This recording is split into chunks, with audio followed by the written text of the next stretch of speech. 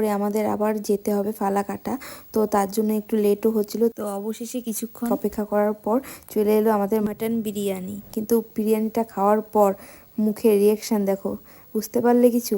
একদম জঘন্য খেতে ছিল। এরকম বিরিয়ানি আমি লাইফে আগে কখনো খাইনি, এত বাজে খেতে ছিল বিরিয়ানি, কি বলবো। মাটন খেয়ে মনে হচ্ছিল না যে এটা মাটন বা মাটন বিরিয়ানি।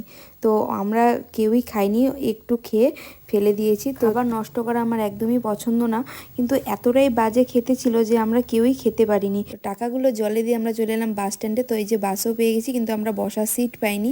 তো সন্ধ্যের দিকে আমরা পৌঁছে গেছি ফালাকাটা, আর বাসে উঠে পরে আর ক্লিপ নেওয়া হয়নি, আমরা এতটাই গল্পে মত্ত ছিলাম আর ভুলেই গিয়েছিলাম ভিডিও করার কথা।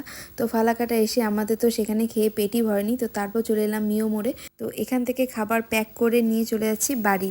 তো এই ছিল একটা ছোট্ট ব্লগ, কেমন লাগলো জানিও, ভালো লাগলে একটা লাইক করে দিও। তো দেখা হচ্ছে নেক্সট ব্লগে।